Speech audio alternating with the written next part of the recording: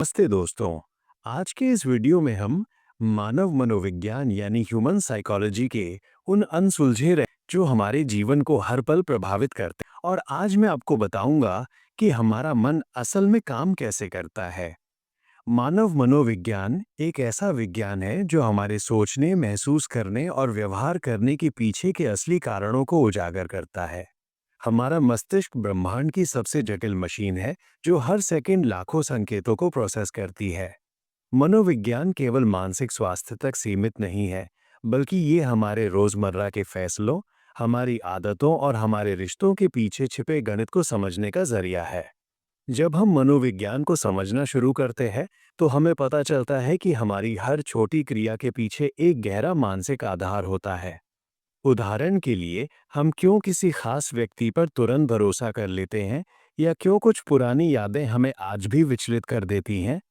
यह सब हमारे अवचेतन मन में छिपे अनुभवों का परिणाम होता है। मनोविज्ञान हमें सिखाता है कि खुशी, दुख, गुस्सा और डर जैसी भावनाएं केवल मानसिक स्थितियां नहीं हैं, बल्कि ये हमारे शरीर और दिमाग के बीच के गहरे तालमेल का परिणाम है। आज के इस दौर में जहां तनाव और चिंता बढ़ रही है, मनोविज्ञान का महत्व और भी ज्यादा हो गया है। ये हमें खुद को बेहतर तरीके से जानने, अपनी छिपी हुई क्षमताओं को पहचानने और एक संतुलित जीवन जीने का रास्ता दिखाता है। अक्सर हम अपने ही व्यवहार को नहीं समझ पाते, लेकिन मनोविज्ञान के माध्यम से हम अपने स्वयं के सबसे करीब पहुंचते हैं। ये विज्ञान हमें ये समझने में मदद करता है कि हमारी परवरिश, हमारा परिवेश और हमारे सामाजिक संबंध किस प्रकार हमारे व्यक्तित्व को आकार देते हैं। जैसे जैसे हम इस विषय की परतों को खोलते हैं, हमें एहसास होता है कि मन की शक्ति असीमित है। यदि हम अपने मनुष्य का व्यवहार और उसकी आदतें मनोविज्ञान का एक अत्यंत रोमांचक हिस्सा है। क्या आपने कभी सोचा है कि हम वही काम बार बार क्यों करते हैं जिन्हें हम छोड़ना चाहते हैं, या क्यों कुछ लोग कठिन परिस्थितियों में भी शांत बने रहते हैं? मनोविज्ञान के अनुसार हमारा अधिकांश व्यवहार कंडीशनिंग और रिवॉर्ड सिस्टम पर आधारित होता है। जब भी हम कोई काम करते हैं और उससे हमारे मस्तिष्क को खुशी या संतुष्टि का अनुभव होता है, तो डोपामाइन नामक रसायन रिलीज होता है, जो उस व्यवहार को दोहराने के लिए हमें प्रेरित करता है। यही प्रक्रिया धीरे धीरे एक मजबूत आदत का रूप ले लेती है। हमारी आदतें केवल क्रियाएं नहीं हैं, बल्कि वे हमारे मस्तिष्क द्वारा ऊर्जा बचाने का एक तरीका है। जब कोई काम आदत बन जाता है, तो दिमाग उसे ऑटो पायलट मोड पर डाल देता है, जिससे हम बिना ज़्यादा सोचे उसे पूरा कर पाते हैं। इसके अलावा हमारे व्यवहार पर हमारे पर्सनालिटी ट्रेट्स का भी गहरा प्रभाव पड़ता है। मनोवैज्ञानिकों ने इसे समझने के लिए बिग फाइव मॉडल दिया है, जिसमें खुलापन, कर्तव्यनिष्ठा, बहिर्मुखता, सहमतता और विक्षिप्तता शामिल है।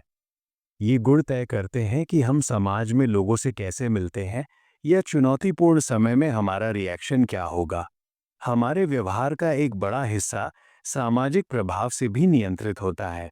हम अक्सर अनजाने में उन लोगों की नकल करने लगते हैं जिनके साथ हम सबसे ज्यादा समय बिताते हैं। इसे मिररिंग कहा जाता है। हमारी आदतों को बदलना कठिन जरूर है, लेकिन नामुमकिन नहीं। न्यूरोप्लास्टिसिटी के जरिए हम अपने मस्तिष्क को नए सिरे से ट्रेन कर सकते हैं। मानव व्यवहार की एक और दिलचस्प परत कॉग्निटिव बायस है, यानी हमारे सोचने के तरीके में होने वाली स्वाभाविक गलतियां। अक्सर हम केवल उसी जानकारी पर विश्वास करते हैं जो हमारे पहले से बने हुए विचारों की पुष्टि करती है। इसे कन्फर्मेशन बायस कहते हैं। यह पूर्वाग्रह न केवल हमारे निर्णयों को। मनोविज्ञान का तीसरा और सबसे संवेदनशील पहलू हमारी भावनाएं और मानसिक स्वास्थ्य है। भावनाएं केवल हमारे मन की लहरें नहीं हैं, बल्कि ये हमारे अस्तित्व का आधार हैं। मनोविज्ञान हमें बताता है कि डर, क्रोध, ईर्ष्या और प्रेम जैसी भावनाएं वास्तव में हमारे शरीर के भीतर होने वाली रासायनिक प्रतिक्रियाएं हैं, जो हमारे अस्तित्व की रक्षा के लिए विकसित हुई हैं। उदाहरण के लिए, डर हमें खतरे से सचेत करता है, जबकि प्रेम हमें सामाजिक रूप से जुड़ने के लिए प्रेरित करता है। समस्या तब उत्पन्न होती है जब इन भावनाओं का संतुलन बिगड़ जाता है। मानसिक स्वास्थ्य का अर्थ केवल किसी बीमारी का न होना नहीं है, बल्कि इसका अर्थ है भावनाओं को सही ढंग से प्रबंधित करने की क्षमता। जब हम अपनी भावनाओं को दबाते हैं या उन्हें समझ नहीं पाते, तो वे तनाव, चिंता और अवसाद, डिप्रेशन के रूप में प्रकट होने लगती हैं। मस्तिष्क का एक हिस्सा, जिसे एमिगडाला अमिगडाला कहा जाता है, हमारी भावनाओं का केंद्र होता है।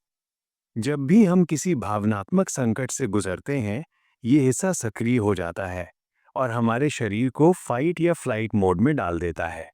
आधुनिक युग में हमें शेर या शिकारी से तो खतरा नहीं है, लेकिन काम का दबाव, सोशल मीडिया की तुलना और अकेलेपन जैसी चीजें हमारे दिमाग को उसी तनावपूर्ण स्थिति में रखती हैं। मनोविज्ञान हमें सिखाता है कि मानसिक स्वास्थ्य को प्राथमिकता देना उतना ही जरूरी है जितना शारीरिक स्वास्थ्य को। अपनी भावनाओं को स्वीकार करना और उनके बारे में बात करना कमजोरी नहीं, बल्कि मानसिक मजबूती की निशानी है। यदि हम अपने इमोशनल इंटेलिजेंस ईक्यू पर काम करें, तो हम न केवल खुद को बेहतर समझ सकते हैं, बल्कि दूसरों के साथ भी गहरे और अर्थपूर्ण संबंध बना सकते हैं। अक्सर समाज में मानसिक स्वास्थ्य को लेकर कई भ्रांतियां होती हैं, जिसकी वजह से लोग मदद मांगने में कतराते हैं।